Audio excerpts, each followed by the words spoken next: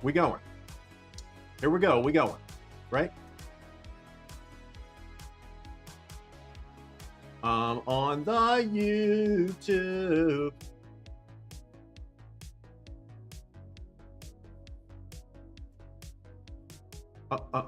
I'm on the YouTube.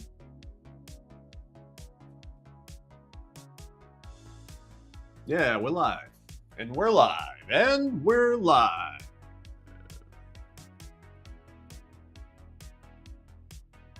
Welcome to the internet. I'm going to turn on.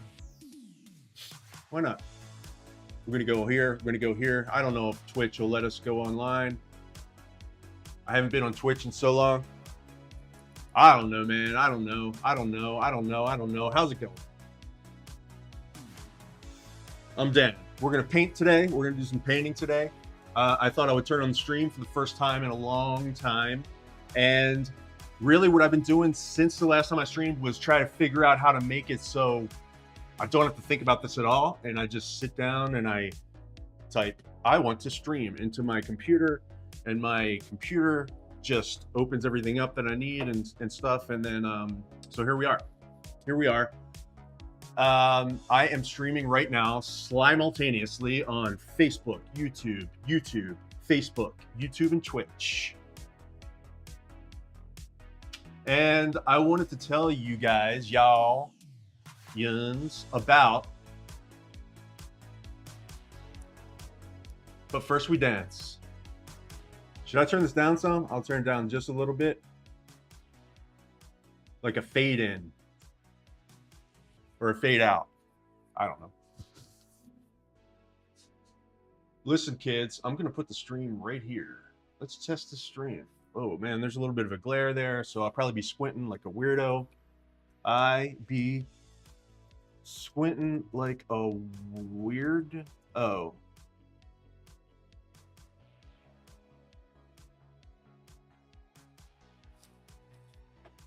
Nope. Doesn't work.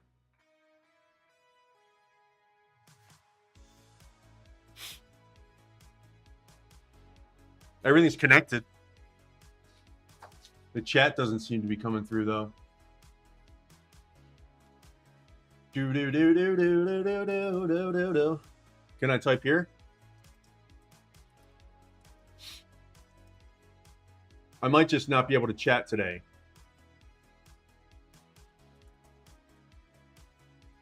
Can I chat? I don't know. It's not showing my chats. And I have to say, this is it. This is like 100% the reason why I'm like a little bit over it, to be honest with you. Not streaming. I like streaming. I'm just a little bit over technology. You know what I mean? There's the camera right there. I got it set up. And we're not going to worry about the technical difficulties. I think that I've got a red light, so that means it's happening. If you want to say hello, please do. But if I don't answer you, can't post messages to some channels, it says. I don't care. Maybe I'll be able to read it. If you say hello in the chat, I shall try my best to respond and welcome you.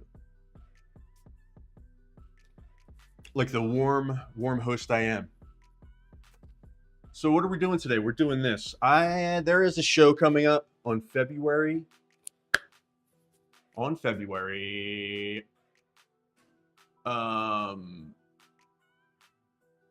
Let's see. Really? Don't have the technology to see next month on my calendar.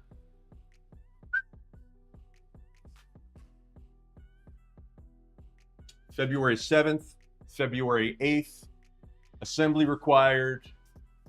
Local show here in Asheville. It's a toy show, like designer toys and bootleg toys. And it's a really fun show. I've done it several years out of the, I think, 8 years that it's been going on. I did miss a couple years in there, but I'm back this year, and I am going to be dropping a painting series that I've been working on for a really long time. I have dropped it, picked it back up, dropped it, picked it back up. I started it. Believe it or not, like I checked the when the file was opened the first time or when it was saved the first time, and it was like 2020 or something. So these paintings have been occupying space in my hard drive for 6 years now, which is pretty cool. Some of them were more finished than others. Some of them I started over, which like this is one of the ones I started over. I might show you some of the other ones in a minute, but first I want to show you.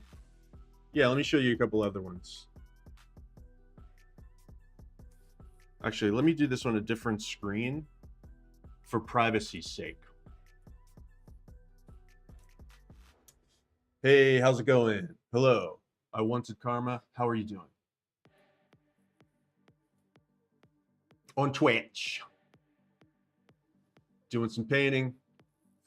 And currently trying to open a window on my computer without it being broadcast to the entire planet.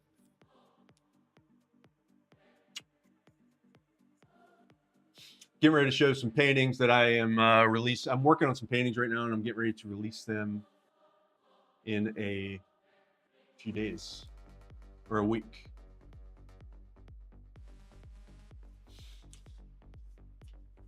I've been doing okay. Can you tell me if we know each other in real life? We probably do. Maybe. If you feel comfortable. I wanted karma. I don't remember that name, but I hope you got it. I hope you got the karma. I got this window right out here. It's like I'm looking out into the street. Things keep catching my eye. What am I doing? Oh.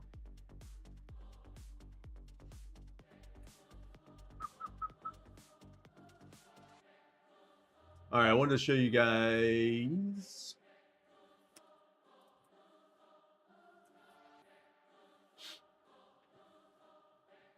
Try to open Adobe Bridge. Hey, is that music too loud? I don't know. I have no idea if it's too loud or what.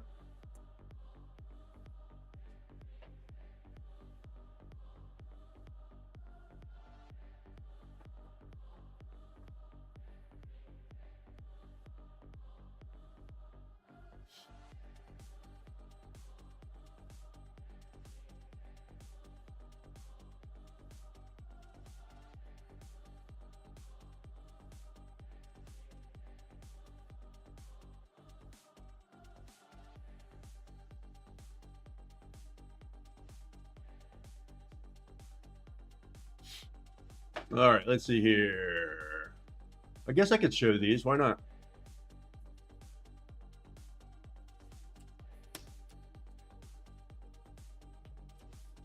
A little rusty. Okay, cool. Well, welcome. I'm showing off some paintings at a painting series I'm working on. It's a toys and movies mashup. It's for a designer toy show that's coming up in a couple weeks. So we got a couple different ones here, and I don't know which one I'm going to work on, but let's see. If I had to say which ones are the least done, this one and probably this one. Why won't my chat stay up? Dang.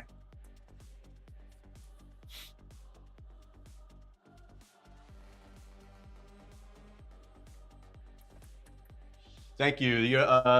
The unicorn one, that's a I'll work on that one for a little while. That's these are all kind of like toy and movie genre mashups, I guess you'd say. So like that's like My Little Pony. It's kind of like what I used for that. Oh my god. My ADHD is kicking today, buddy. Let me tell you something. All right. Here we go.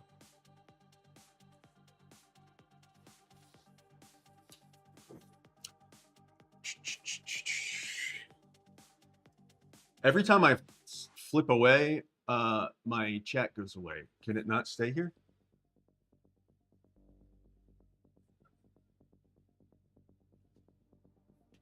That's crappy if it can't just stay here. Yeah, every time I click off, the chat goes away. Come on now. Sorry, guys. Give me just a sec. I'm going to open a chat up in a real Chrome window.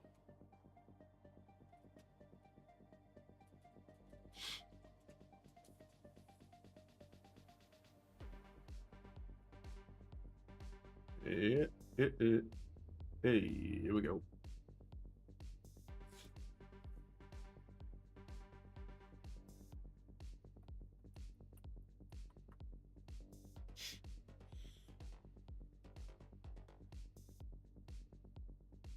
Yeah, all right. Cool. And then last thing, I'm going to open up my reference.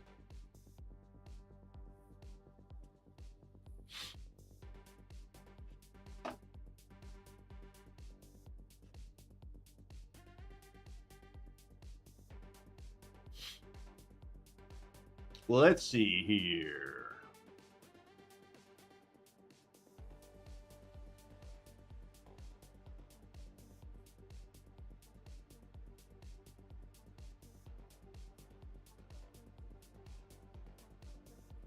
Yeah, some of these files I made in 2020, dude. Some of these paintings have been around, or the ideas for these paintings have been around for since 2020.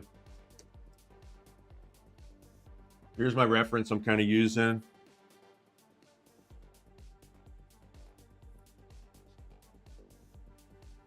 Man, I don't even know. Is this chat even working, dude?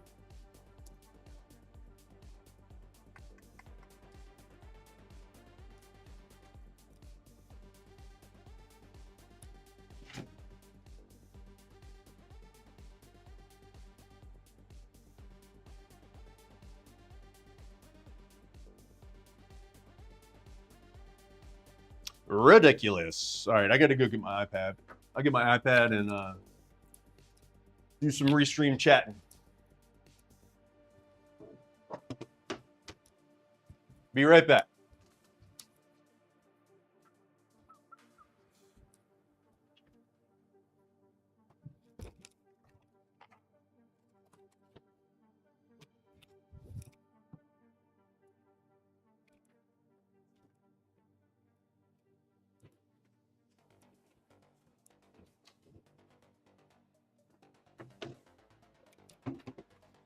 I bet you it's probably recommended that you do all this stuff before you start streaming. I bet you.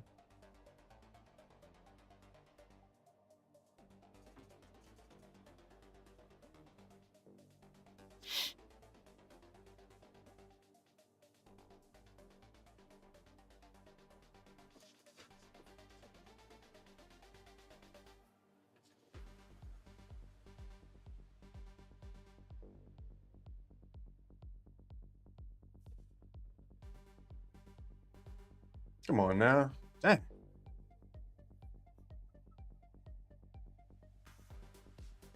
I guess this is kind of important. I probably should be able to see the chat. It doesn't mean to be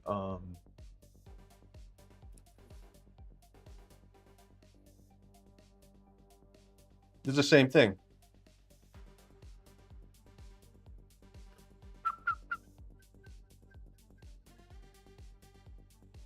F it.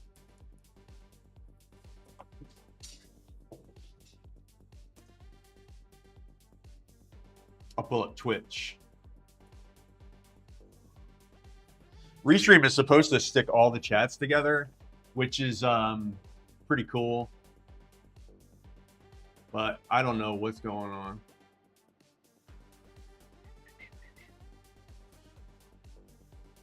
Too many screens, that's what's going on.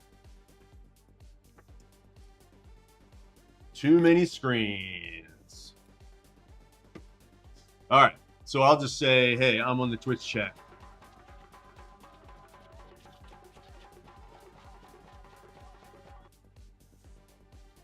There we go. It is working. I'm sorry. I'm sorry. I'm so sorry. Let's see. How do I pop this mother out?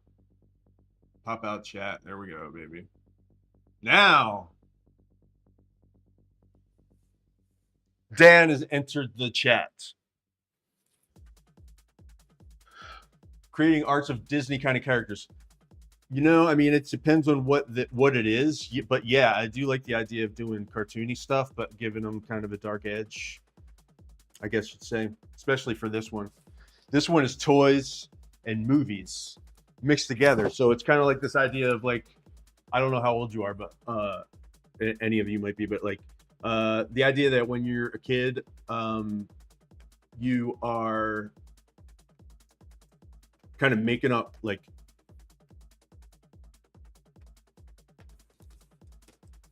little worlds in your head, right, with your toys, and then you get older and you watch movies, and it's very similar kind of thing, and kind of like what started it all.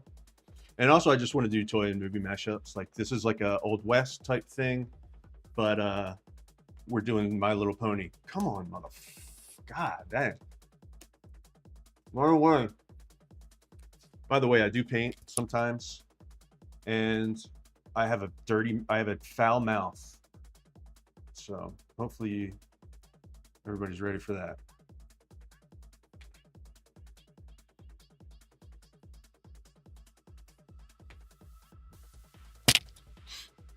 So I'm just painting and chilling.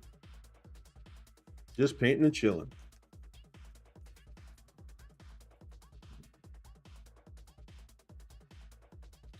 Trying to find a good brush. I'm used to painting on my iPad. I really like this larger screen that I have, but I haven't been putting a lot of hours in on this thing lately, which means I haven't been painting inside of Photoshop lately, which means I'm a little bit rusty with the brushes. Brushes feel different in Photoshop than they do in Procreate.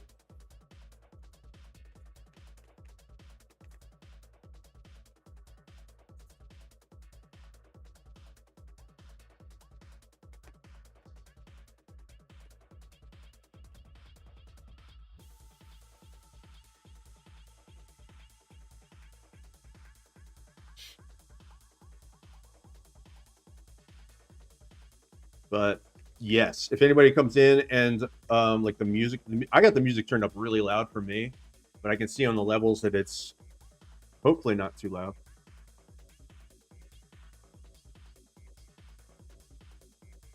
It's also supposed to start. I'm in North Carolina. It's supposed to start snowing any minute now. I don't know if that's going to happen or not.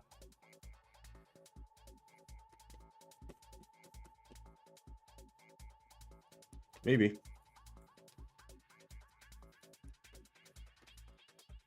So with a lot of these, I start with sculptures, digital sculpts, and then I'll do like render them out in 3D in Blender or Keyshot to get kind of like get the lighting and stuff.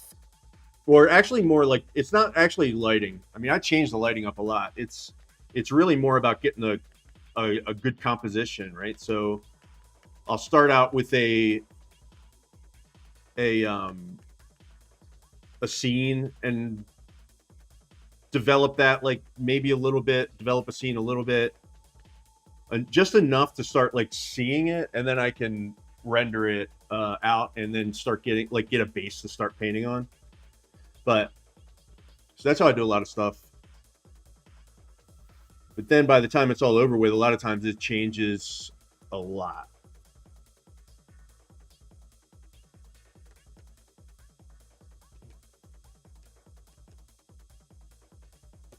But that's why this pony looks like a 3D model right now, because it's kind of still is a 3D model.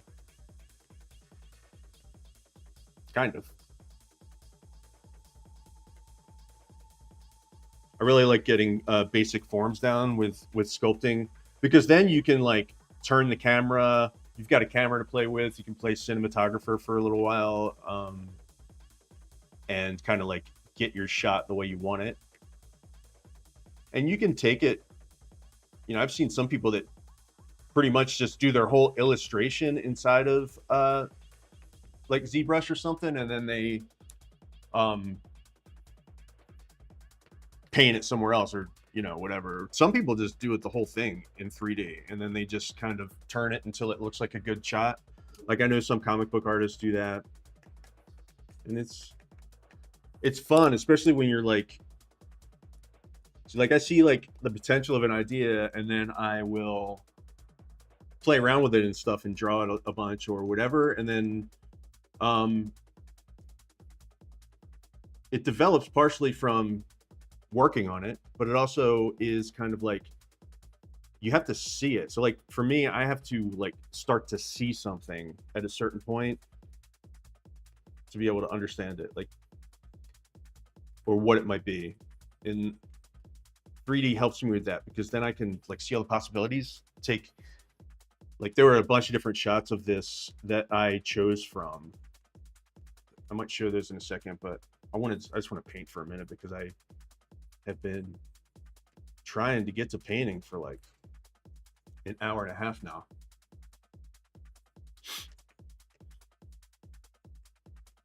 So I've got kind of a new setup here too. I'm working on my Wacom, and it's like here on my desk. It's pretty cool. I like it a lot, but I haven't quite worked everything out yet. So I'm like having to move my arm every time to see my reference.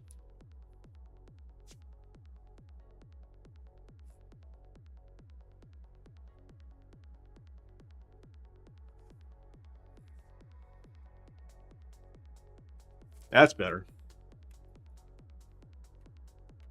So this is kind of like a cowboy situation, right? A Western situation. Poncho, that's what I have here. Did I find a picture of poncho? See, this is like one of the original renders that I did from this piece.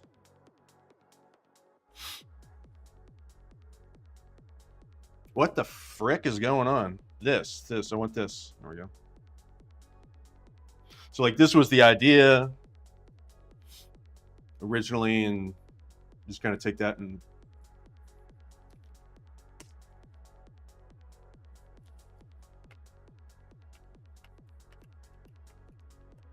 here's a guy. Yeah, here's a bounty hunter. What happened?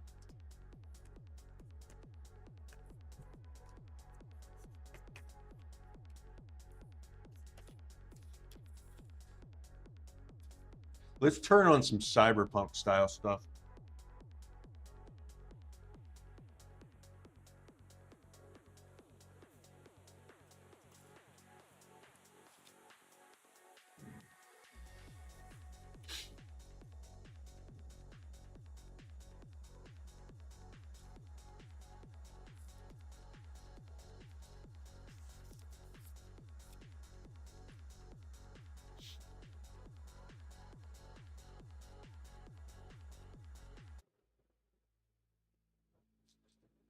Synthwave used to just be instrumental, and now like they're trying to put vocals into synthwave, and it's not for me. I'm sure there's probably some good stuff out there, but usually when they do vocals, I don't really like it as much. All right.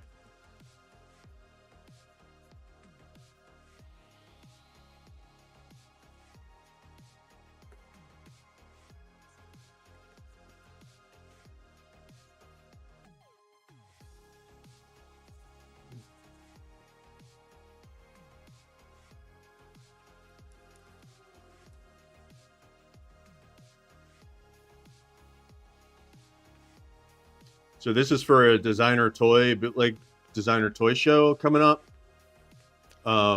February 7th and 8th. And like, this is a painting series I'm doing. I used to do 3D stuff that would fit right in with the designer toy stuff, but I kind of stopped doing that as much. But I love this show. So I started this series actually a few years ago at the booth, or several years ago at my booth.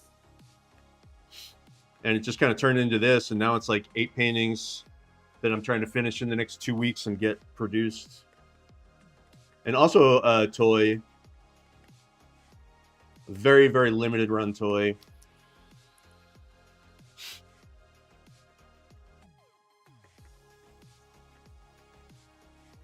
I might show that in a little bit, but I'm not sure yet. The first prototype came off the 3D printer actually this morning. And I need to rebalance it a little bit and change the weight a little bit to get it to stand up. But for the most part, it's pretty cool. So I don't know how many I can produce by then, but I might make like 12 of them. Try to make 12 of them, I think.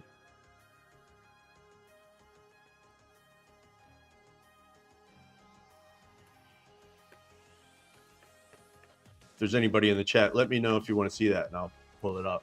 Right now, I'm just going to kind of groove on this for a little while.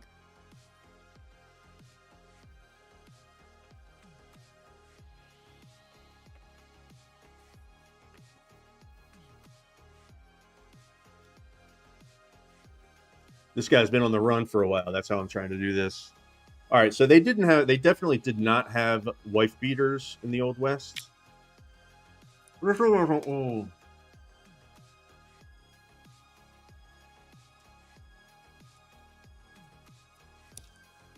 Let's look up some Old West clothes, shall we?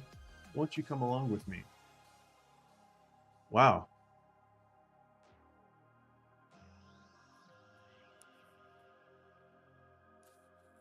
About what you'd expect, I guess.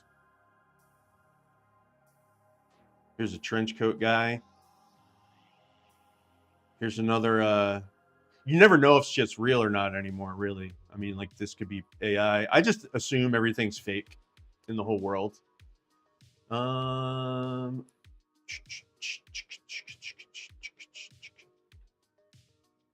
Like, for instance, when you pull something over into Pure Ref, it doesn't stay there now, I guess. Is that what's going on?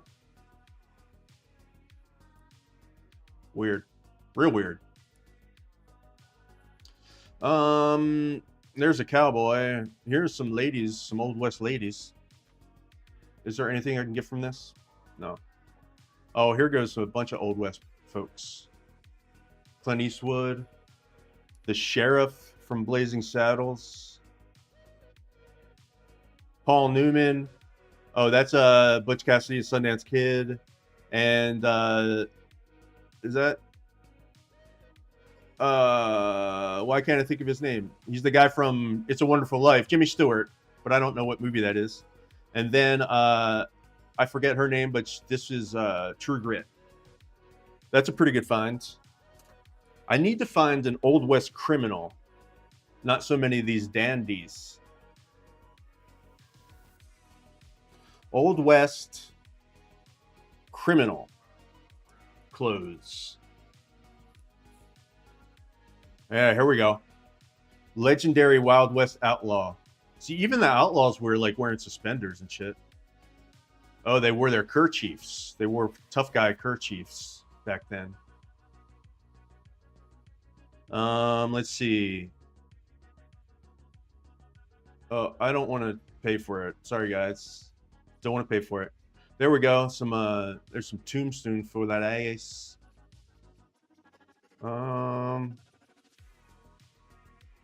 Oh, these dudes. Oh, these are lawmen. I guess there wasn't much difference. No, thank you. I will not go to your dirty, filthy site. Thank you. Come on, some criminals here. Come on now. Famous, yeah, outlaw. I shouldn't say criminal. I should say outlaw. That's a more apt term for the time. Old West outlaw clothes.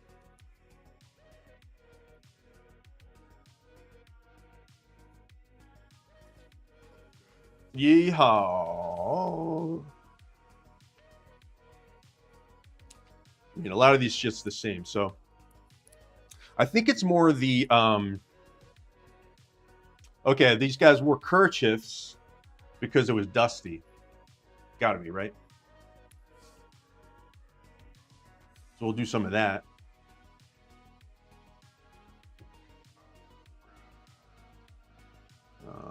Images. images, normalize, size, and then normalize or arrange, optimal. There we go.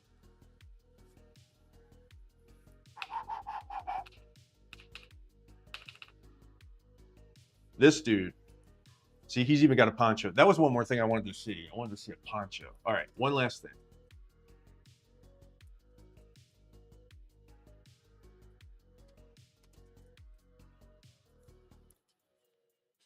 I just typed in criminal. No. Old West poncho. This is what I wanted. That's cool. Can we bring back ponchos, man?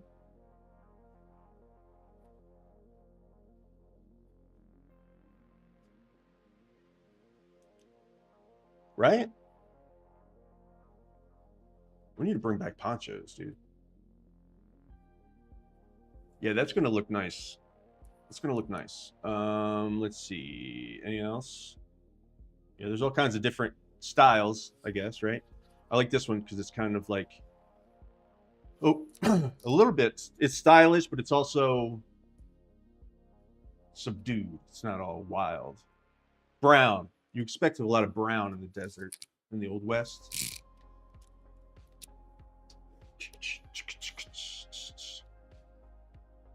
Oh, once again, for anybody that might be out there watching, I can't really see the chat. I'm sorry. Twitch, I've got the Twitch chat up.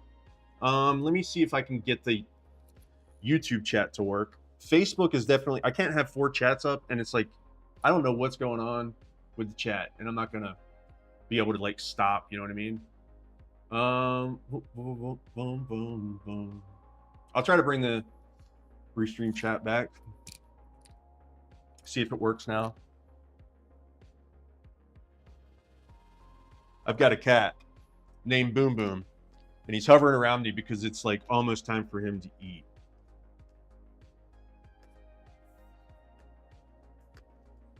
All right, so we've got some good information here. We've got a poncho for my man right here, and we've got some kerchiefs.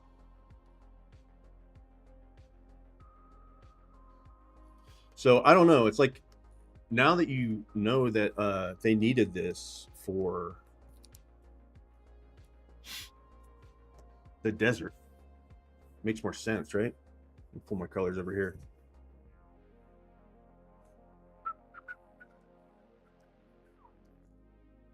So I think we're going to have to give them both dust masks. And probably going to dress them in beigey clothes.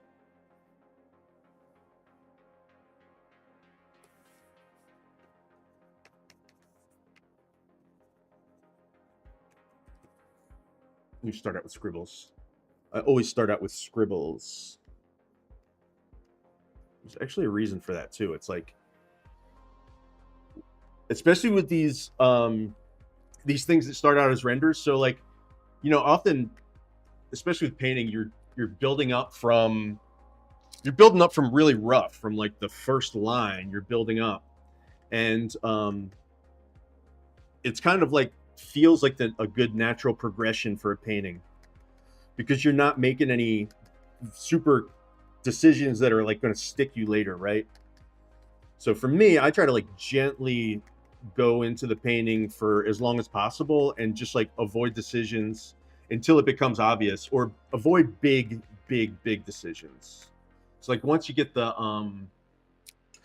composition right, you know, which is what I do with the renders, like, and that's, you know, my method varies, but this is what I'm doing for a lot of these.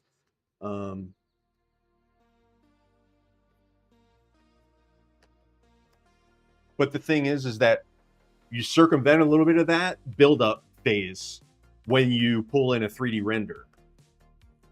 So this, you know, started out with some forms already kind of, at least kind of fully formed. So it can throw you off a little bit. Hey, how's it going, man? It has been a while. I've been doing all right. Um, I suppose taken a little hiatus from the internet. I guess you'd say. You know what I'm saying? Um, did a couple YouTube videos, but you know how it goes. Sometimes you just gotta turn off notifications. You know what I mean? But it's fun to be back. I like doing this because you just kind of like I just decide to come online, and I've been trying to get for the last couple of weeks. I've been trying to get my setup where I can just say, "All right, I'm going to go online this morning," and then I just hit a couple buttons, and I am live. You know, and it took me like 2 weeks to do that, 2 sessions, where like stuff would go get technical, like too technical for my patience level, and then I would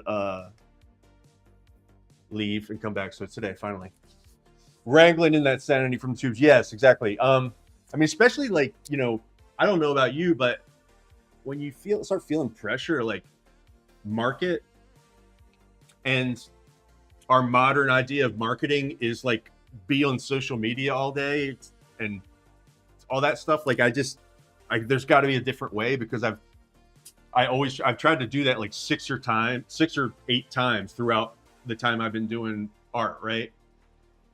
And every time I can look on the bright side for a little while, but at some point it's just like become such a slog. Like last year, I tried to concentrate a lot on the business side of stuff, and I made some strides and learned some stuff, but I also didn't produce that much. You know what I'm saying? Like, so I'm just trying to find a balance. But yeah, I miss streaming no matter what. I just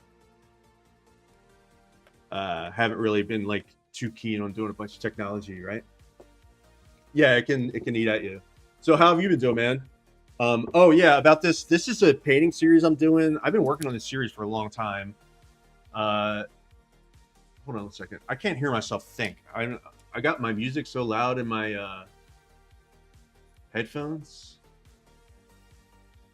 All right, let's turn that down a little more of a casual volume. There we go.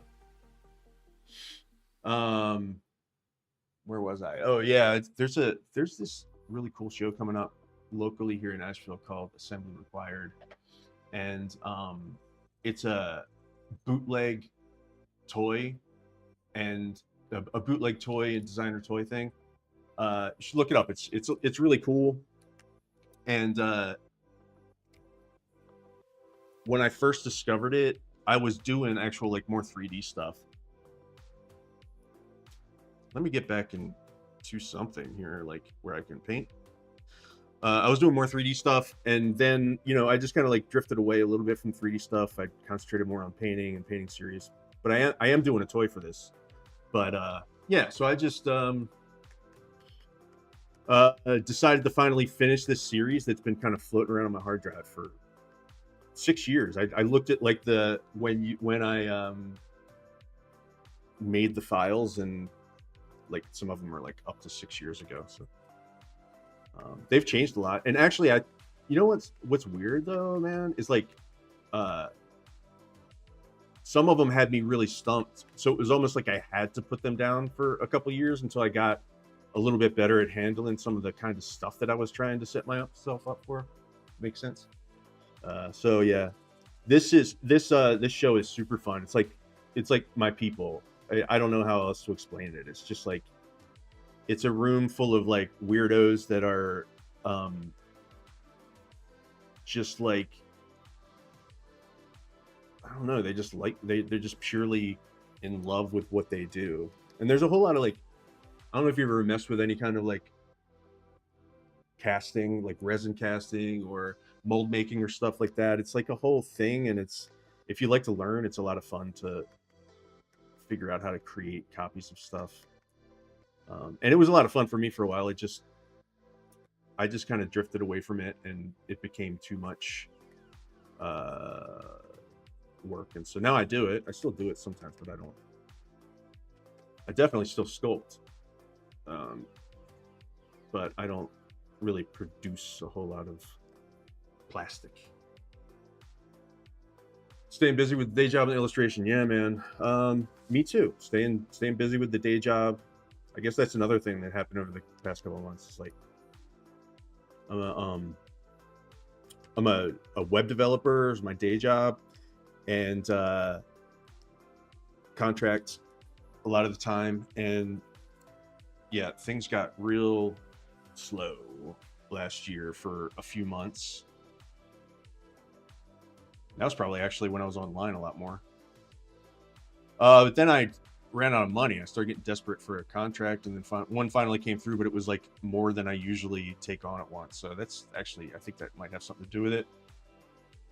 Is I've been busy too, like with work, stupid work. No, I'm just kidding. I don't hate it, but it certainly doesn't make you want to get on the internet afterward, after making websites all day. But I've been really, you know what I've been enjoying the most about this is that it's a tight deadline.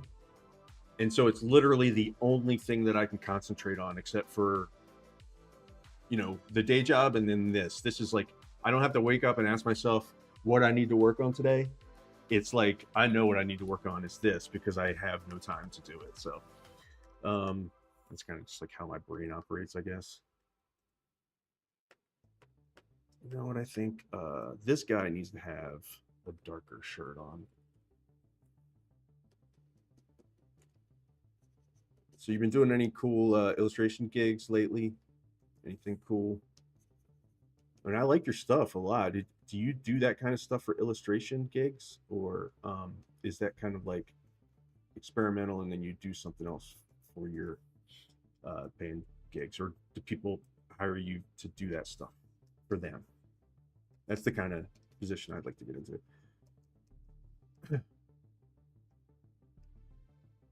And feel free to not answer if you're doing something else. Like, you don't have to single-handedly keep the chat going if you don't want to.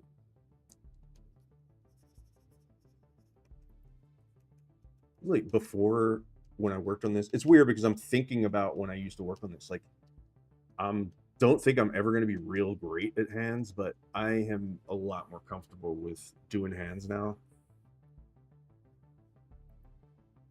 And it's like, it's real, man. Like, hands can easily stop you from doing art if you don't like figure out some way to rectify that. A lot of people do like cartoony hands, and that's a really good, I think that's a really good way to handle it. I do something in the middle, like if you're doing, for me, it's like if you're doing illustration, you have to really figure out when to skip detail. And it's not like you're taking a shortcut. It's more like,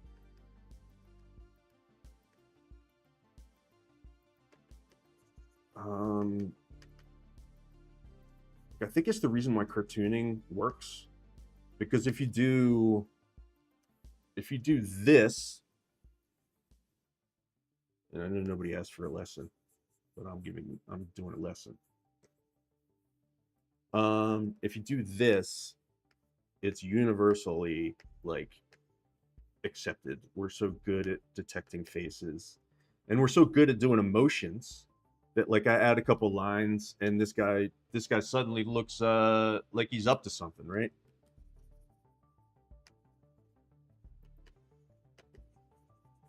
Now he looks like, I don't know what he's doing here. Maybe he's yelling at you, but now he's not happy at all.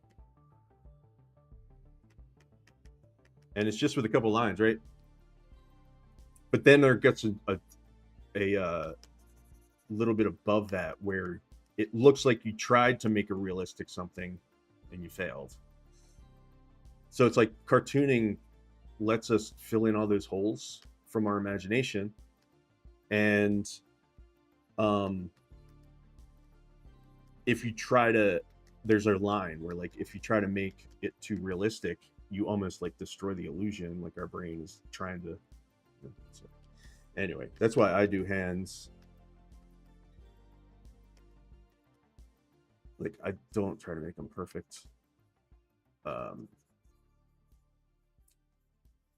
this is like already, like this right here is already better than I had to do 17 million hands roughly to make hands look even that close to a hand. It's weird. It was like nothing else that I've ever done. You like to render things look more natural, even if you're exaggerating the naturalism. Yeah. Okay. Yeah, man. So I think I do that too. I think I do that too. I mean, I don't, I, I don't like putting black outlines around everything, you know, necessarily. I do like uh tricking edges a little bit, um, to make things look a little, and I like desaturated colors and stuff like that. But I guess maybe when it comes to shapes and stuff, you know what I mean? Like simplifying stuff is really, well, I mean, you're an illustrator, so you have to simplify stuff. If you try to like, I don't know, it's just, I don't know if I'm explaining it very well, but it's like there's just a line where um stylization is a lot cooler than making something ultra photorealistic. Kind of like video games, like uh I don't know when we collectively decided that something that looks more realistic is necessarily better. It's that's not necessarily a rule, right? Like I do like stuff that looks cool. It doesn't have to be realistic. Like Unreal Engine can like, control every blade of grass or something. It's impressive for a minute, but give me something stylized any day of the week. Hard to get away from outlining things. Yeah, I get that. I get that. I get it. And I've actually, sometimes I bring stylization or bring black outlines back in to cheat. I mean, not to cheat, but for lack of a better term. So like I'll render something, but like, like sometimes if I need a shape to two shapes to pop off of each other, like typically what you would do that if you were painting is you would try to do that with edges and contrast, but sometimes it looks really cool just to go boink, boink, and then the whole thing is an outline, but you've got like a black outline here, and it makes the silhouette look pretty cool. Anyway, I guess I'm in the mood to talk a lot today, which is what you do when you stream, I guess.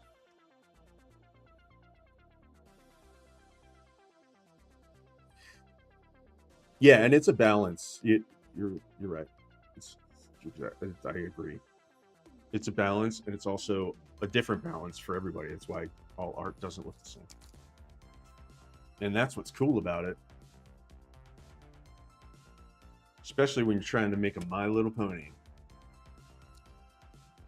So I'm old, and so these are the My Little Ponies I remember from having a sister that was 3 years younger than me. And I guess they looked a little different now, but these are the 80s toys, I guess. Oh, and here's the original 3D render that I used. Right, yeah, the outlined edges. Yeah, totally. It's like start by outlining it so you can see your shapes, and then just work on the edges. Yep. I think that's how most people at least think about stuff. They might not do every step, like like an oil painter, right? Like they might not do every step, but they're probably thinking like that at least.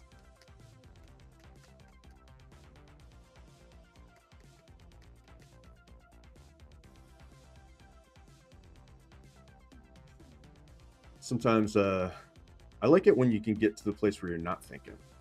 You just kind of like you're thinking, but you're not really consciously thinking as much as you're just kind of like effing around, and then suddenly the painting's done. Sometimes you can get into a zone like that. That's a lot of fun. Amani, hello. You are on Facebook, Amani. We're on Twitch over here. Yes, it is happening now. It is happening now, Amani. How are you doing? How is the new location? Are they expecting a bunch of snow out on the coast today? It's supposed to start doing something here. I don't even know. At the beginning of the week, it was like the apocalypse is coming. Now I don't even know. I don't know what's going on now. How about anybody else? Anybody else having weather? Using bigger brushes, composition. Yeah. Starting with big shapes is definitely. Yep, totally can get that. I like to do that too. Big broad shapes, and then you just slowly but surely work on it. Amani, you might even remember from the old days the first couple versions of this painting, because I've been working on it for not the whole time, but for like since 2020 was when I started this painting series. And now a show is coming up that it fits perfectly with, so I'm going to finish it by then. Yeah, I'm on Twitch and I'm on Facebook.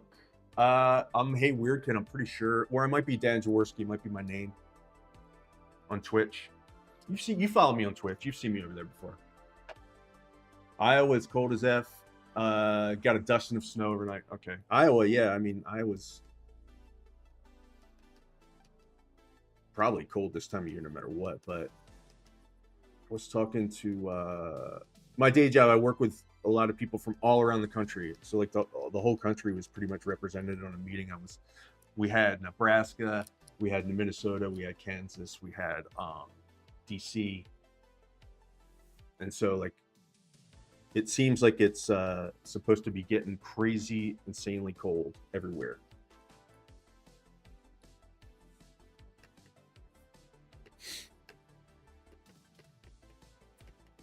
But they keep pushing back when this weather is supposed to start further and further, and so I don't even know if it's supposed to happen anymore.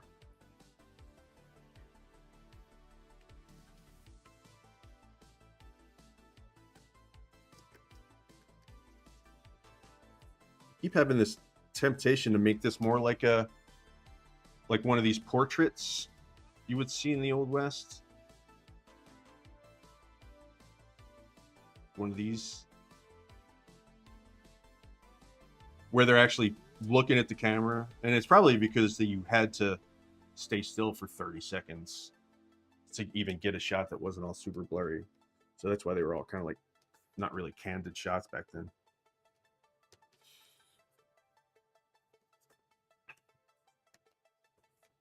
Grew up in Minnesota. Iowa's an upgrade. Yeah, that I'm East Coast, so I have to be honest. The geography of all those different places is a little fuzzy in my head. Iowa is right in the middle of the country, right? And then Minnesota's almost up at the border. And South Carolina is by the ocean. Lucky. Nothing's happening in Charleston. So what is Charleston like overall? Tell me. These days, what's Charleston like? Last time I was there, my dad was kind of like transferred down there for a certain amount of time to work on some problems that a company was having down there. And he loved it. But the last time I was there, it was pretty much just like, I don't know, like Charleston was like an old-timey type of town, like almost like an old South type of town with a bunch of good restaurants. That's what it seemed like to me. Minnesota's just north of Iowa. Gotcha. Yep.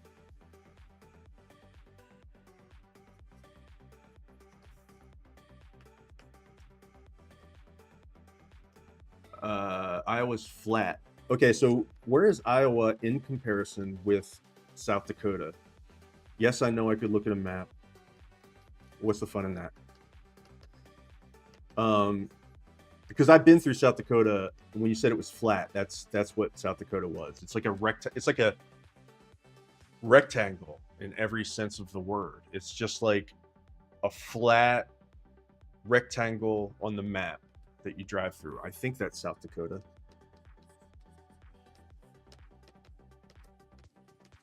But I'm sure it's as, good a place as any to hang out in some ways.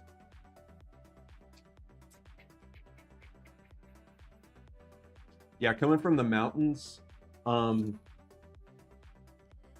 it's you can definitely tell a difference when you're in flatter part of the country. Like in Charleston, Charleston is out by the coast.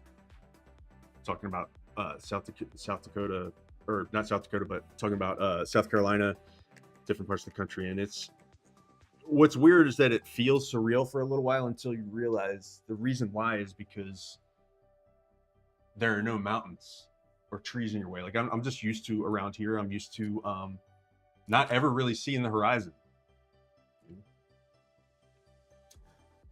Gulagichi, I don't know what that is. I don't know what that is. I'm old. I must not be hip. What is that? Is that a thing? Gulagichi. Sounds cool.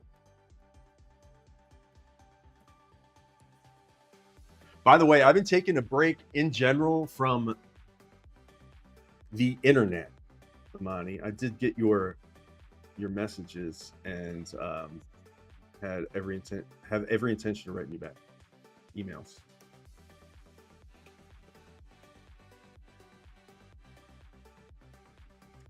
See, now I don't know, was it still hot when you moved there to the beach, or are you still yet to experience your first summer?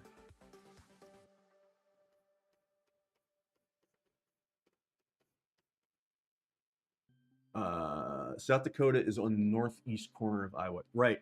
Isn't there a place where you can be in 4 states at one time up around there? I'm pretty sure. So I took a trip cross country with uh, a friend, kind of a friend of mine. Like he was just more of an acquaintance, but he was taking a trip across country, and I just decided to take the opportunity to ride. So it was like a 3-week trip. One and only time I've been out west, anywhere west of Tennessee, probably, and bordered by Minnesota, Illinois, Missouri, and Nebraska. Got it. I guess I've been to Chicago a few times. Um, these shapes are blending together a little too much. Let's do something about that. What was I talking about? Oh, the cross country trip. Yeah, and so like I saw a lot of stuff, but it was in quick succession, and it's all blurry because of, um, well, let's just say I've been sober for 12 years and it's better times. But this was before I was sober. So, um, yes, went full fucking Hunter S. Thompson in this trip cross country. I did. The guy that was with me did a little bit, but he was probably pretty sick of me by the time it was all over with. Anyway, I do remember there was a lot of fun. We went spent some time in Yellowstone, went to Oregon, Portland. First time I ever saw Portland. Saw Seattle for a few days. But on our way out and on the way back, we drove through South Dakota, and I remember it just being kind of like a rectangle.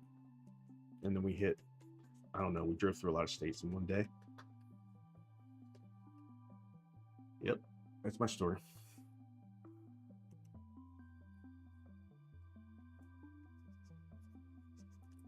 All right, I got to AFK and feed my cats. Be back in a second.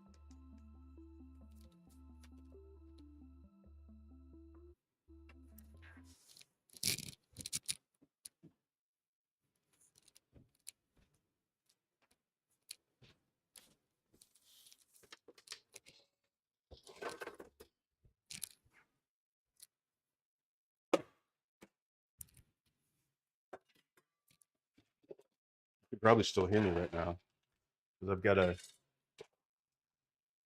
lavalier mic on, so you hear me scraping cat food. This is very unprofessional. This is unprofessional broadcasting right here.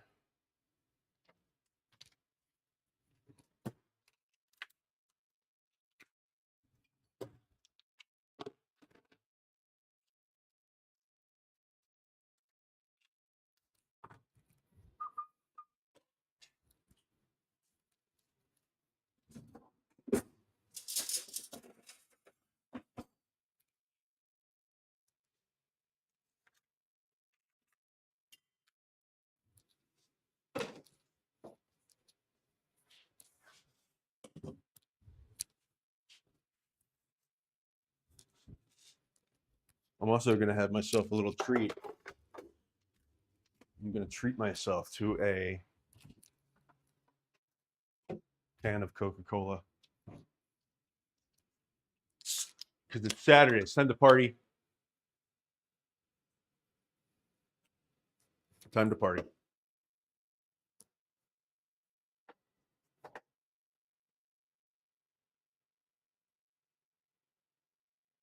Gullah Geechee, West African slaves, accent to the melt for the food, the culture. That's cool. All right. I'll look it up. Gullah Geechee. Did the music turn off?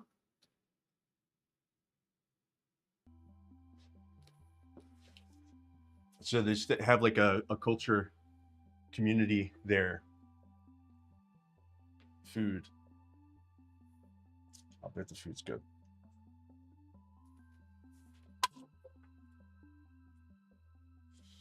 It sounds like when you helped a friend drive out to New York. Yeah, pissed at you. Yeah, we never talked again after this trip. And it was a lot. It had a lot to do with me just being like, going hard the whole time. I mean, I never did anything too terrible. It wasn't like I was getting him into fist fights or anything.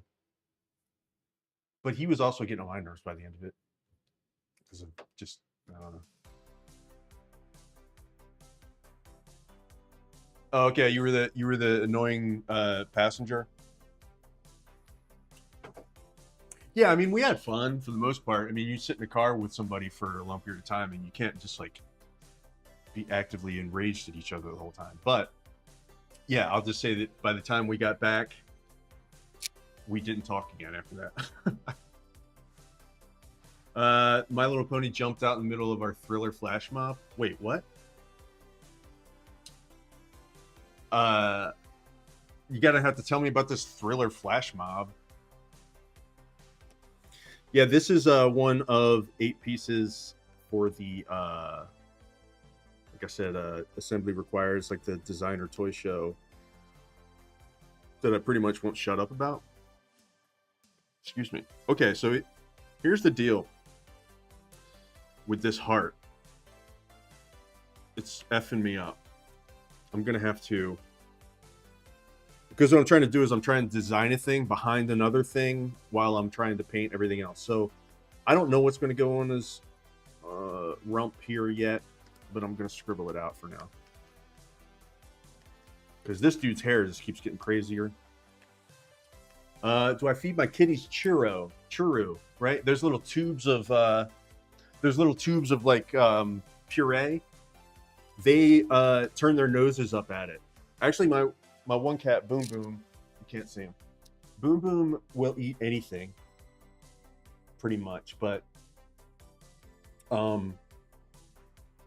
something real similar that they eat sometimes is those squeezy, like they're from Blue Buffalo or whatever, and they're like squeezy puree packs. They're like Capri Suns for cats made out of tuna. Oh yeah, before GPS, dude, was GPS a thing? I don't think GPS was a thing back then, man. I was 25, so that was, dang, it was a long time ago. I mean, GPS was a thing, but I'm not sure if everybody had a cell phone in their pocket that was like had every thing in the universe in it, you know. But so all right, so here is the My Little Pony one. I'm gonna show you guys the other ones and talk about them a little bit, because like, not to talk too much about how the sausage is made, but this is a really good way for me to have stuff for later to cut up for YouTube and stuff, because it's just fun. It's fun to do this, and I can just talk about each one of these pieces for a second and be like informative. And what the hell is going on? Sorry. I don't know why I forget how to use a computer. We were map questing. Okay, we were map questing. Yeah, we were printing out directions, right? We were printing directions out from MapQuest, looking them up on the internet, and reading the directions. Which sometimes I prefer, because sometimes like GPS gets too smart for you. They're like, hey, up at this light, not this light, but the next one, take a left, unless you want to do this. And it's like, yo, just tell me the next 3 stops. By the way, you know, I want to know the next three turns actually. Okay, I'm gonna have to pause my mouth for a minute so I can allow my brain to work. This.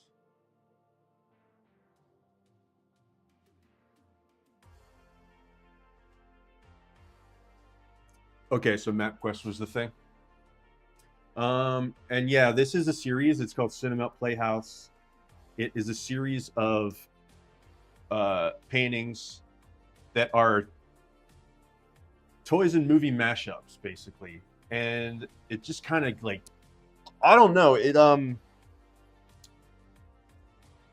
it formed from just like an idea of how when we're little, like when I was little, with my action figures, you know, like G.I. Joe Men and stuff, like I would always make up stories. I was never doing like war necessarily with the G.I. Joe Man. I was doing I was making my own stuff up, and then get older, and I've always loved movies, and so it just seemed like a pretty natural thing. So this is kind of like a, you know, stranger in the house type thriller movie, because I love movies. I freaking love movies. I'm a nerd about it. And then, you know, Chatterphone. Let's see what else we got here. Does this not work? God's sake. I'm a professional web developer, guys. I'm on a computer all day, every day. Here's this one. It's halfway in the middle being done, but it's like, you know, pretty self-explanatory. This was an axe. Actually, I'm going to open this up. I'm going to open this up because this was an axe until suddenly, and this one's been done for a long time. But suddenly I realized that this axe is too on the nose and maybe it should be a hammer instead. So I'm going to make this axe, I think, into a hammer. For some reason, a hammer is just a little more brutal and it's a little more darkly funny, in my opinion, for it to be like a hammer, a bloody hammer. But that's just me. I guess I'm a sick person. Okay, so there's that one. And then we've got this action figure Kung Fu style deal. Did the same with Transformers. Yeah, I had a couple Transformers too. You know what? My aunt, I'll just take a quick tangent inside of a tangent. And my aunt worked at Kmart when I was a little kid. And I grew up, like my aunts were my big sisters growing up. And she worked at Kmart, and at Kmart, they carried GoBots, which were kind of like the off-brand of Transformers, I guess. And so like she would, like if some little kid, which they probably did all the time, some little kid ripped a GoBot out of the package and left it laying there in the toy aisle, which happened all the time, she would sneak it home. And so I had GoBots.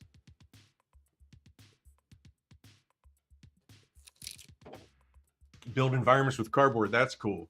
I liked Legos a lot.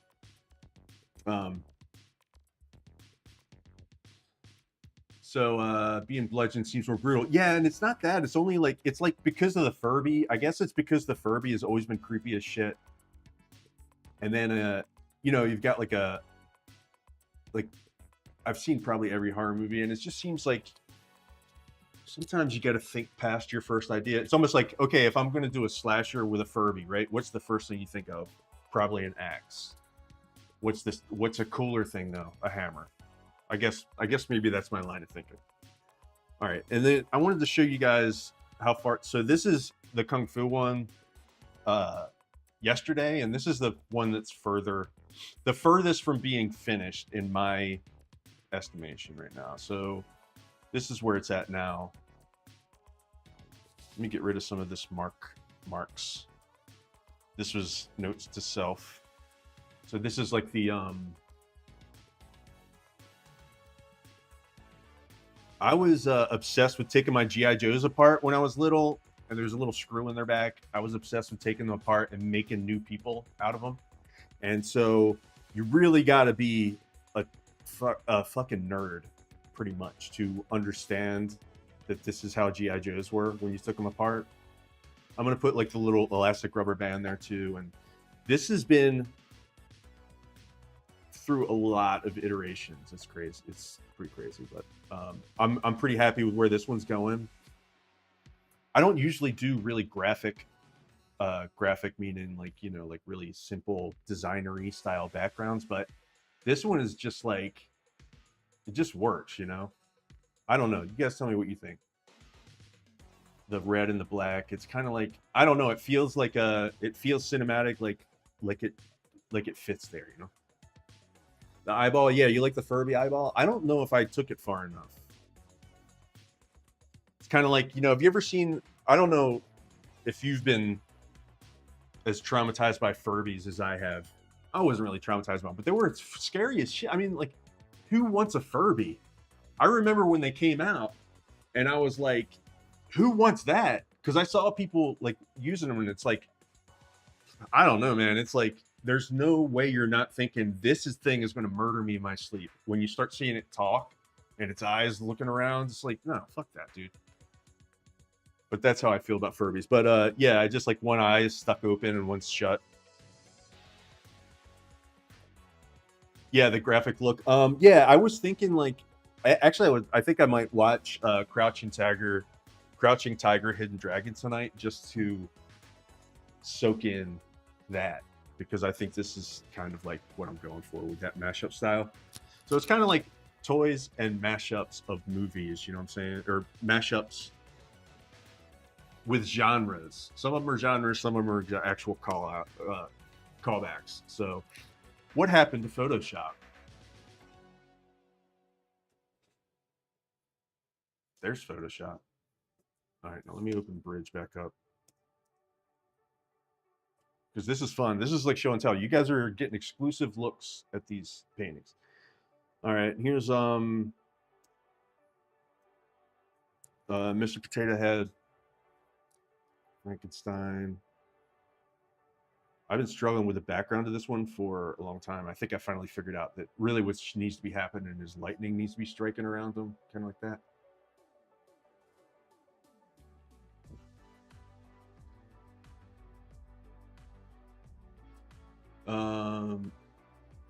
Hey, how's it going, Eyes of Art? How are you doing?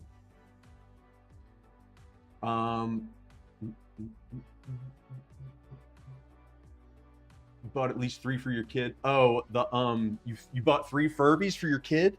Was she into them? Did she like them? Or did she flush them down the toilet when you weren't looking because they gave her nightmares? No, I'm just kidding. They never worked right. What were they supposed to do? Weren't they supposed to learn or something? I don't know, man. I don't want anything that can kind of like remind me that everything dies. Don't they like die? I don't know. Let's not get too. As I make my show my axe murderer Furby, I'm like, let's not get too dark. You like this one? Yeah, cool. You know, Bride of Frankenstein. This is like, I think always bothered me about this one is that it's cool, but it looks more like a piece of concept art than it does a painting. It's not enough of a scene, you know what I mean? So I have to kind of like put some more into it, and I think putting stuff in the foreground and in the background and stuff, and kind of like it gives it more of a like, this is not just a staged painting, it's an environment, like an environment happening. So that's what I'm doing with that one. And then let's see what else. You guys have seen the Old West one. Here's the astronaut. This one's like old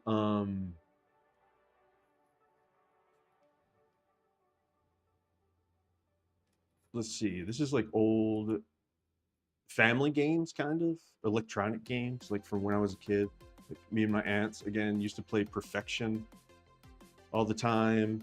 Simon Says, and I remember Speak and Spell was a big part of everything. Speak and Spell was like mind blowing when we were kids. It was like cutting edge technology. It was like brought back from like by the astronauts from outer space.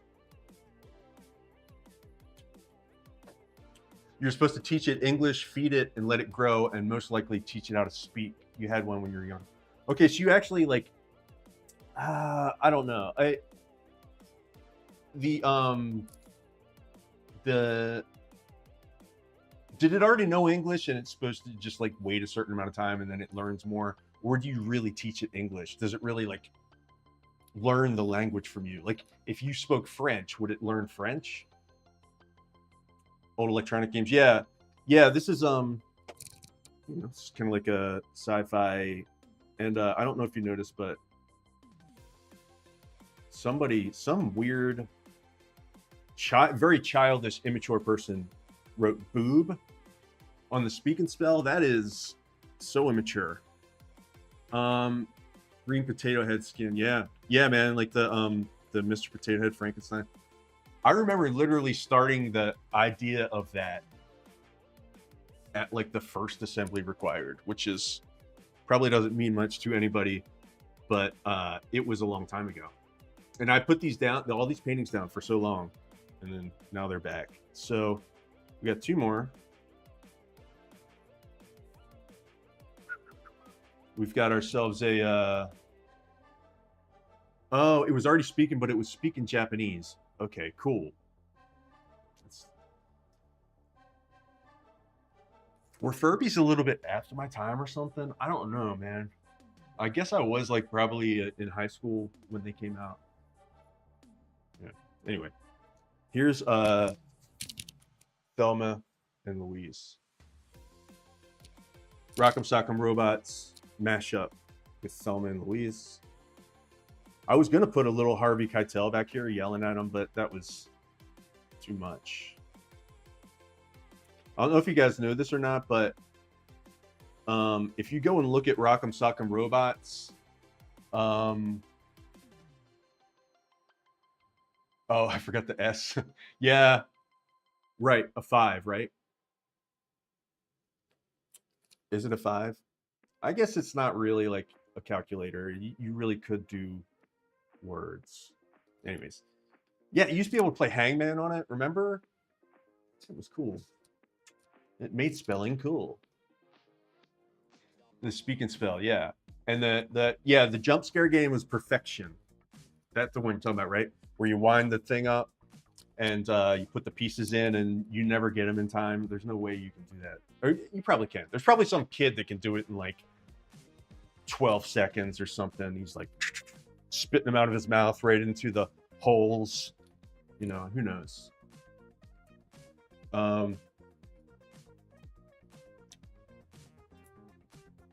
So thank you, Amizu. I think that the series is going to be pretty cool. I really do. It's a lot of fun. And so this is, yeah. Oh, all I was saying was that Rock'em Sock'em Robots in real life, like they couldn't probably really hold hands because their hands are like this.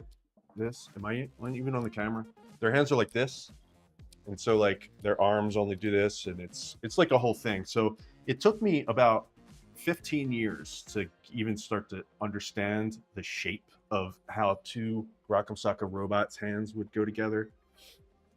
The name of the series is Cinemelt Playhouse. I even did this as I was on a meeting the other day. I doodled this. Cinemelt Playhouse. If you feel like driving 6 hours, Amani, it's dropping in 2 Saturdays. Not this Saturday coming, but next Saturday. I'm going to have it at the Assembly Required show here in Asheville. Okay, so I think we have one more, and then I'll show you the toy. So I'm doing one toy. So did I show you guys? Yeah, Mr. Potato Head. I've been painting the My Little Pony. Yeah, so here is the Strawberry Shortcake Wolf Girl.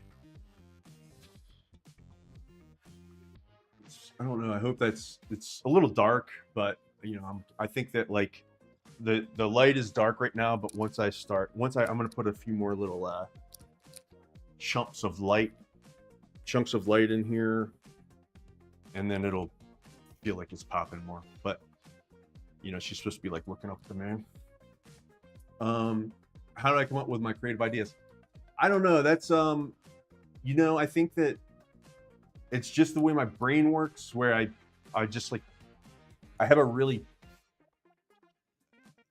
I'm not bragging because this also messes me up. It makes me kind of dumb in some ways too. Like I'm not very great at being an adult, but I do have a pattern seeking brain. And so these things I think come to me from thinking about things in different directions or whatever. Or maybe it's just, I don't know. I just doodle and then something comes up. I think it's fun to take two things, mashups that don't go together, and make them fit together and make it feel like a real thing. Like, and then tell a story. Like, I think that when you look at this, you could probably at least think a little bit of a story. You know, make up a little bit. Maybe it's a simple story, but it's just like a little bit of a story. You know, she's like kind of sad, but looking up at the moon. And this is the one I made the toy out of. So let me open ZBrush real quick.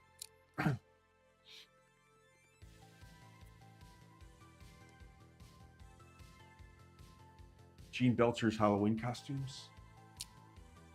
That's something I should look up. I'm sorry that I'm so bad at recalling everything today.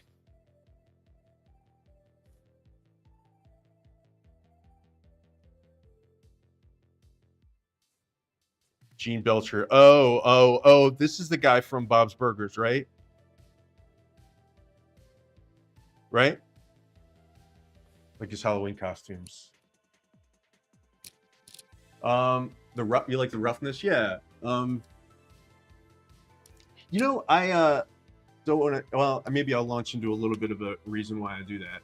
For one thing, a digital painter, always been a little self-conscious about that. I love digital painting, but it sometimes feels, you know, it feels a little sterile. Especially since I start with 3D a lot of the time, and like just primitive geometry and stuff, which actually I'll show you. I could show you some of the models that I started with here, or and I make the models too, so it's not like I'm, you know, I don't know. It's just like a way of working. Is ZBrush going to open, or is it going to keep closing itself?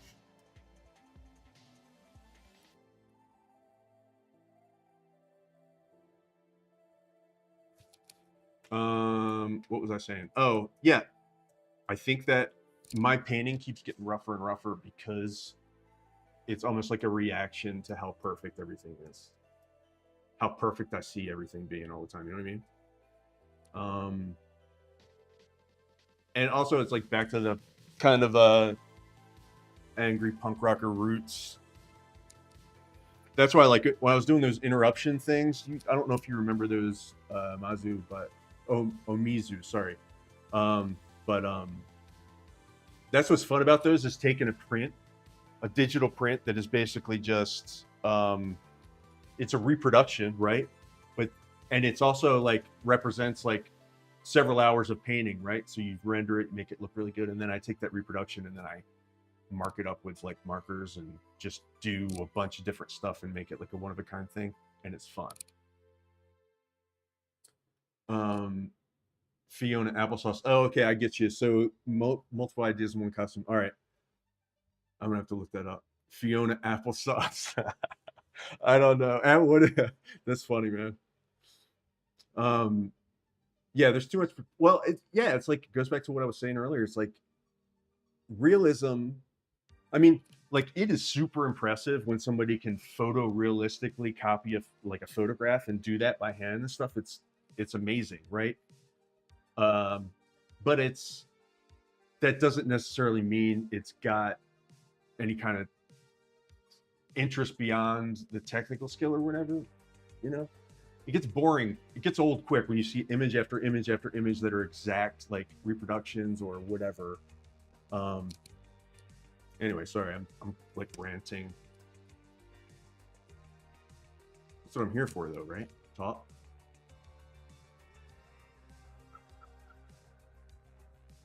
All right, here's ZBrush. Finally, will open up.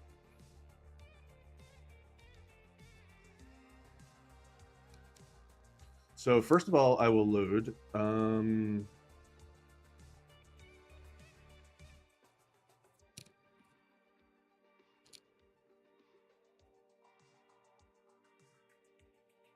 load the strawberry shortcake. Where is it?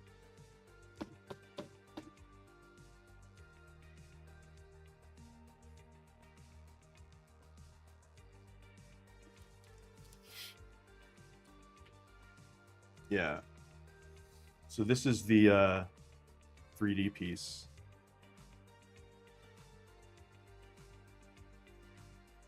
I did the first. I printed the first one last night and this morning. And this I have to edit this model a little bit to put a little more balance here because it's her hat's making her fall over. But yeah, that's it. And does this one? I painted it. Gave it like a quick paint job. Which one's got the good painting in it? I might not have it anymore. Oh, there we go. Thanks, Amani. Thank you. So yeah, here's how hopefully how the doll will look or how the figure will look. And I've got the first 3D print of it. I can go get it. Hold on a second. I'll be right back.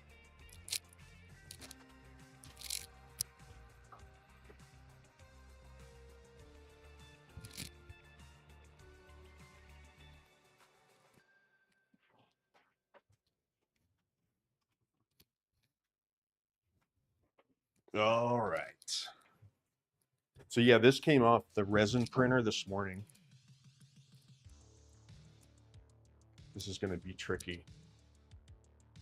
Trying to figure out how I'm going to do this.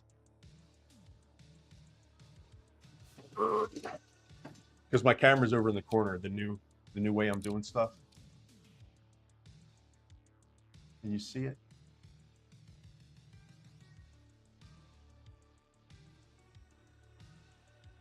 I don't think it's going to focus.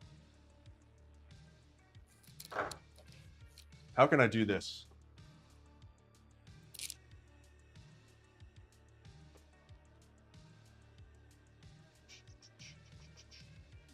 I guess I'll just take a picture of it. I'm going to show you a picture of a picture. You'll be watching a picture of a picture of pictures.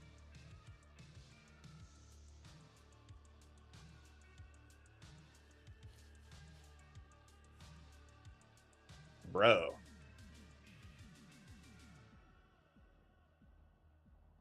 Yeah, it'll look a lot better painted once it's painted. But yeah, it's like that big.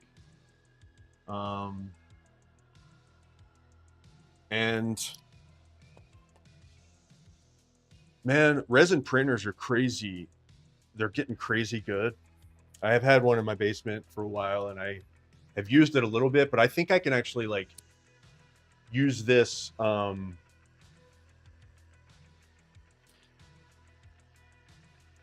started out 3D printing 3D stuff, like my 3D objects, sculptures, and when I would 3D print them, but I could only 3D print the masters because it was this material was like there was no way you could try to sell it to people and feel good about it because it would, you know, it was just the early days of 3D printing. And what I would do is I would make silicone molds. No, you spelled my name exactly right, Amani. You're the first person actually in the history of the world that spelled my name right. So thank you for that. Yeah, figurines, yes. This is going to be a whole thing. It's going to be a whole package. What was I saying? Oh yeah, just real quick. Like I used to make silicone molds and then cast them in resin, which is traditionally how a lot, like at the show, that's a whole lot of people are going to be doing that. But you know, it's so labor intensive that I kind of stopped doing it because it was so labor intensive.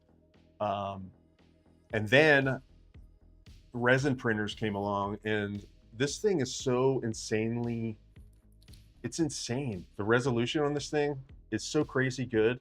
You still have to do a little bit of cleanup, but like, if you print it in solid resin, it's finally something that I am okay with selling to people and saying, this is a good thing to buy. It's not like a cheap thing. You know what I'm saying? So it's pretty, yeah, it's pretty cool. And it's only like 2 hours old to me, so it's still kind of new to me. So I'm still like looking at it like, ugh. But yeah, man, everything about 3D printing has gotten better. How long did it take to print? How long did it take to print? This was 7 hours or something. Yeah, but the cool thing is that once I get it, get the balance right, which is just a little bit off, but I think I can probably fix it. And then when I do that, I'll be able to print 3 at a time. Three of these will fit on the bed of the printer I have, and that'll take the same amount of time because of the way that 3D print or the resin printers work. I don't know if you guys know, but it's like pretty much. Actually, I can show you.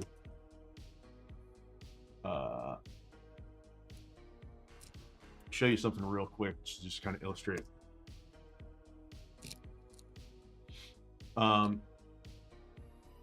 This resin is cured by UV. It starts at a liquid and then it turns into plastic when you hit it with UV light.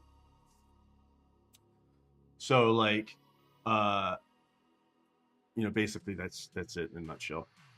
And so it hardens under UV light. And so that's what the 3D printer does, is it exposes this resin like a 0.03 millimeters at a time in a shape. So let me open the, nope. Let me just import something real quick and then so here, yeah, here's the printer, the print, and this will take the same amount of time to put 3 of these on the printer. What's going on? Why doesn't it turn?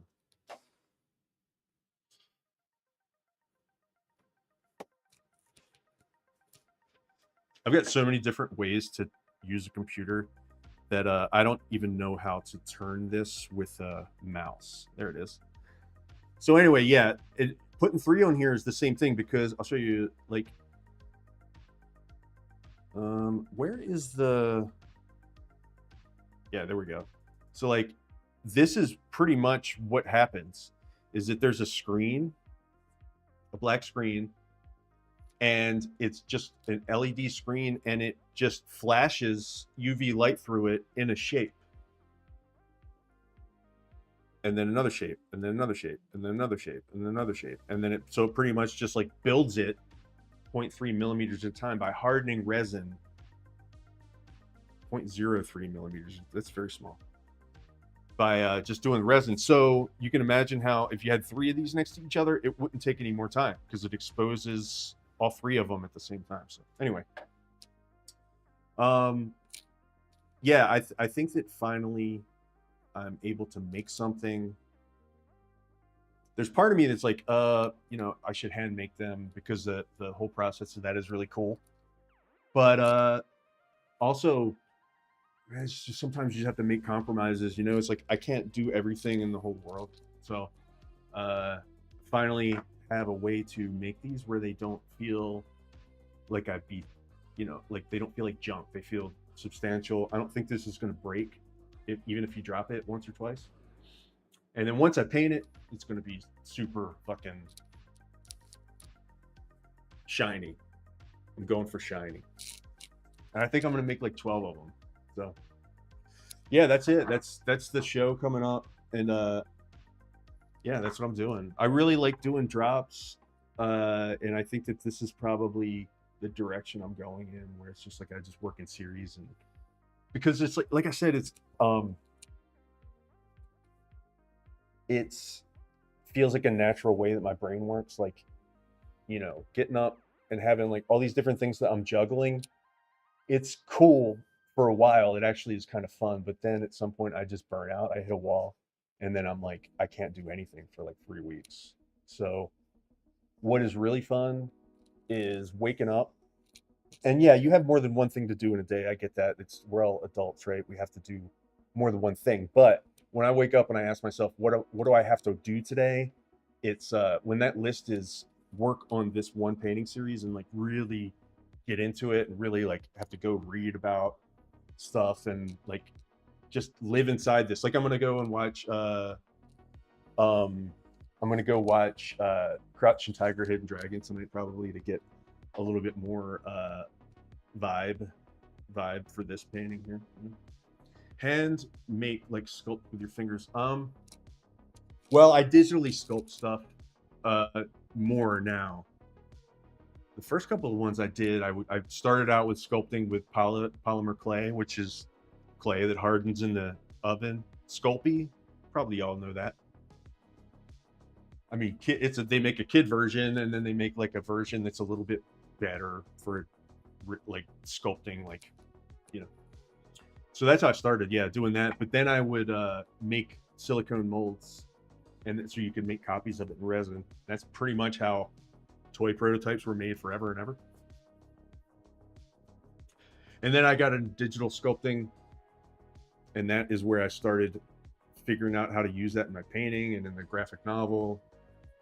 And also, so I digitally sculpted this. And actually, this strawberry shortcake started out with an early model of this. So I like did this model, right? And I just got it to the point where I could bring it in and start painting it, like just where I would get in the shape so I could figure out the composition.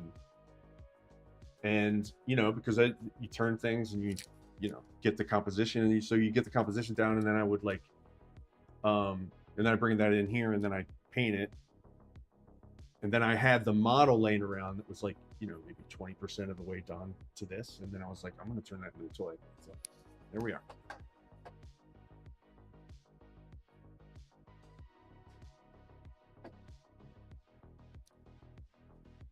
So I don't know. I think I might have to go eat some lunch, but let's see. Let's do some percentages. This one is like probably like what, for 30% of the way done. This one is very still much in still up in the air. I can foresee this one changing a lot, but it's probably about 20% of the way done. Furby is very close to being done as soon as I make that hammer.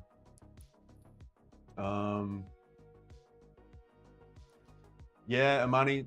So you said out there with you working somewhere and pretty established and stuff. Um, Also, I mean, I'll still have this stuff afterward, and hopefully you'll come to town, or I'll come to Charleston sometime. Um, what was I saying? Oh, yeah, this guy. I don't know. I really just have the background, and then like some more, a little bit more delicate work on that, on her. So I'm gonna say this one's 75, 80% of the way done. This one's about 60% of the way done, because like this is a good example of still being able to see the 3D model in here. So this was, I went and modeled all this stuff with my hand, like by hand. I really did. I really did. I took every one of these fucking little parts. I can't believe I did that, but I did. I remember doing it. Every one of these shapes I modeled and then made a perfection board. And so like once I did the render, which I guess I don't have it in here anymore. I've got earlier versions of this, but yeah, I'll probably show that stuff sometime. Earlier versions of this, and so this is, you can see how nice the edges are and stuff. So like I added these, I started to tear up the edges a little bit, right, and get roughen them up and start putting some love into them, you know. And then, you know, because that's a like, big part of painting is edges. And it's also, I think it's also a big part of digital painting that people don't think about. Some people don't think about. Often if you see a digital piece and it feels, I don't know, in some way, I'm not, realistic isn't the right word. If it feels like very, I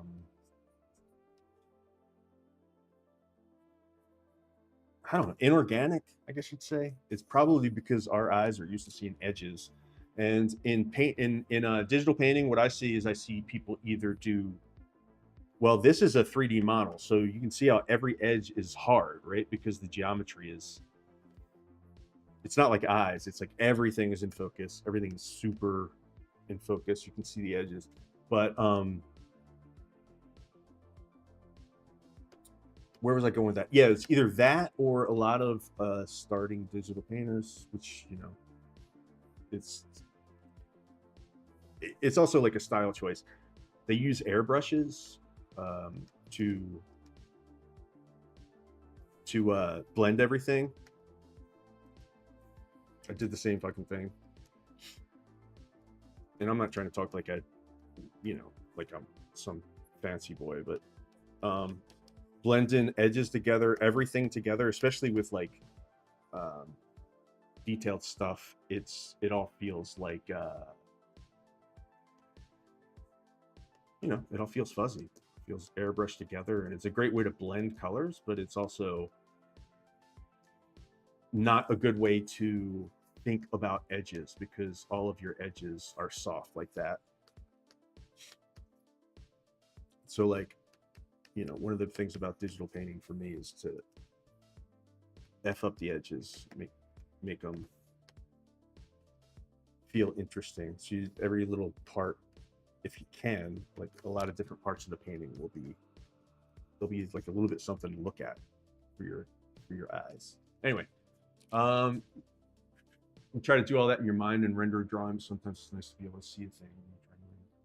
Yeah, that's no, I totally get that. I don't know. It's more like, I think it's more like I ended up here because of one step in front of another, how I started. It's I think what it is that I was never really confident in my drawing skills. Still not a great drawer as far as pencil to paper, you know. I'm sure that I'm probably a little better just from painting so much. But I think that's what it was. It was like I wanted to paint, but I didn't want to learn to draw, but I also wanted to create. So I just started with shapes, and sculpting is a legitimate form of art too, right? So I think that's what it was. It was kind of like you can imagine, I can imagine things in 3D in my head and understand them a little better. But and then the other great thing is that, you know, you start out with see,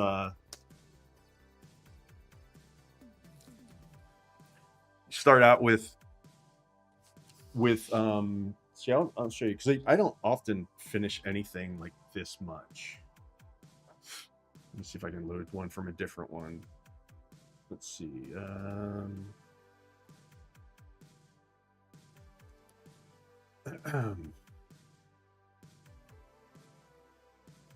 Oh yeah, so here's the astronaut. Oops. Oh my god. Oh my god.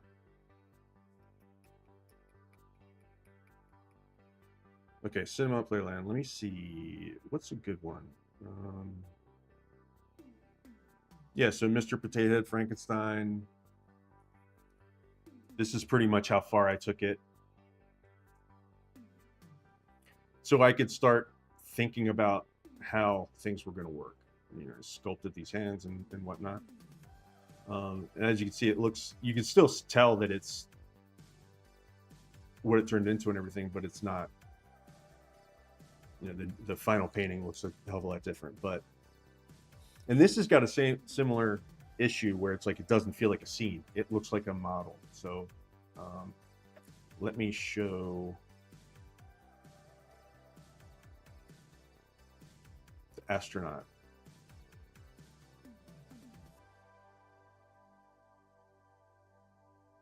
I don't know which one it is. Maybe this one? It says final scene, but that's doesn't mean anything. Yeah, there we go. What the fuck? What the fuck? Did my stream just end?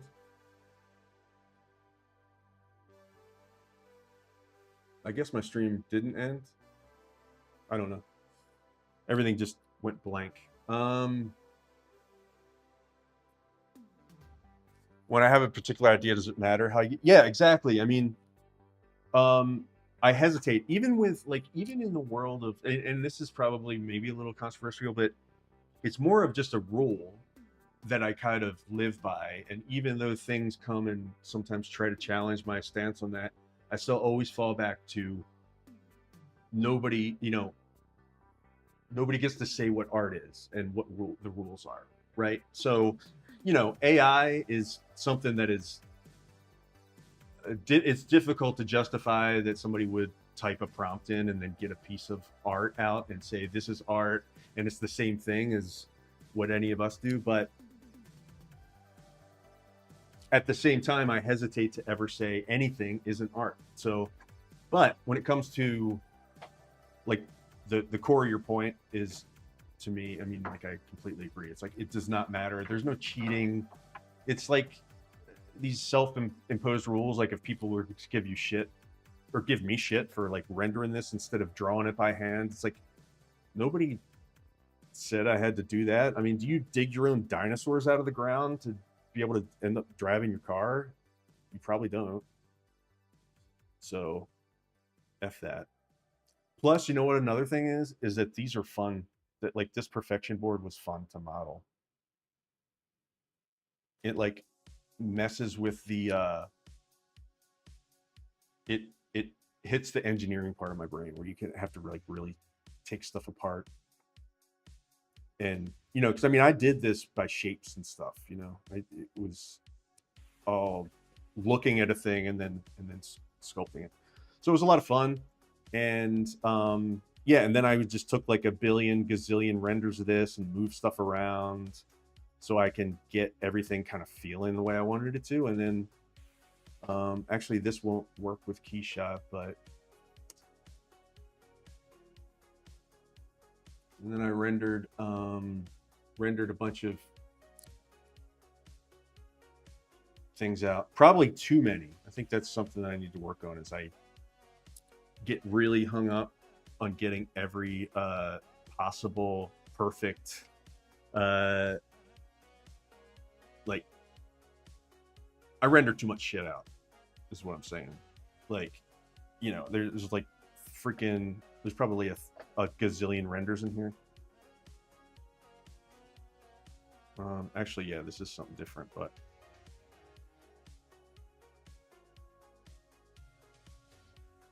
yeah, so there's just like a bunch of different iterations of stuff, and then sometimes it's hard to choose, but it's also kind of a way of thumbnailing too, and, you know, it just it's all just soup, you know, it's just like a stew of different things, and then you make a thing, and then it's the end. How can anyone cheat when it comes? Exactly. It's part, because it's not about, It's not even really, it's not about anything except for the thing, right? I mean, for me, it's about, for us, it's about the process. For people that make stuff, it, of course, you know, I mean, that starts to sound a little cliche, but it's true. It's like, it's a lot of problem solving for me, figuring out how to do something, what's wrong with something, how it can look better, et cetera, et cetera, et cetera. But then the end result is something that somebody else is going to look at, and they're going to feel their own feelings about and see what they want to see. And it's not up to me anymore. But it's also not up to them, really, um, to kind of like police how I get to that thing that I showed them, I guess. I don't know. I probably had too much cocaine this morning. No, I'm just kidding. Just play it.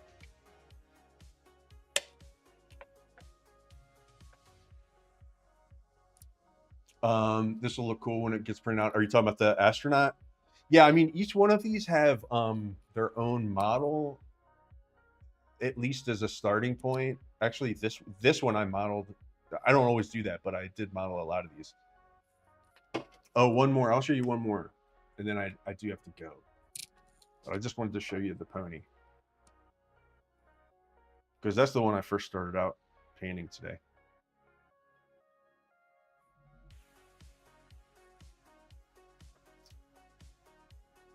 Which one is it? My Little Pony Old West. There's so much stuff in here. Posing Pony, maybe. Yeah, so like, this is the pony I sculpted. Actually, I sculpted this on stream, I'm pretty sure. And then, you know, just do a little guy.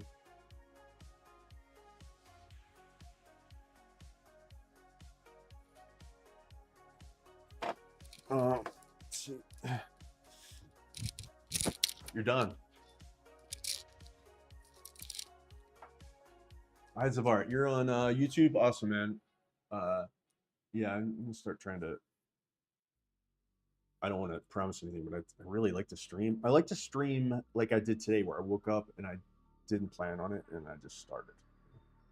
So anyway, this is cool. I was like pretty happy with how this pony turned out, just because it's, I don't know, it's smooth. The shapes are cool. Anyway. Yes. But yeah, the each one of these had their own little like models, and I thought about making each one into a toy, but number one, I ran out of time. Number two, I always make things way too much stuff, you know? And I'm trying to work on that. I'm trying to be like, okay, Dan, you can't do 5 toys in 2 weeks, you know? So I limited myself to 1, but almost all of these were at one point going to be a toy. Like this Furby with that comes with a little hammer. I mean, come on. And he's got like a fucking crooked eye. Yes. You know, any of these could really kind of like, you could do them, but this was the one I decided to do, because this was the one that was easiest to imagine as a thing you put on a card, like an action figure. On YouTube and Discord. Oh, okay, so you do so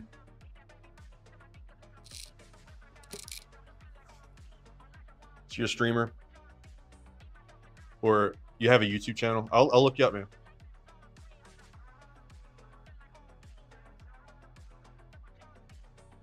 All right, my friends. I believe I'm gonna go and get myself some lunch. It was great hanging out with you guys. It was a lot of fun.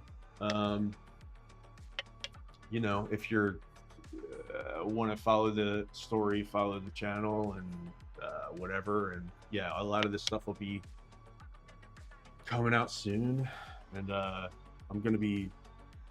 I probably at least once more do this where I like paint stuff and show some progress on it, because, like I said, it's really cool to document this stuff, because I can come back later and maybe figure out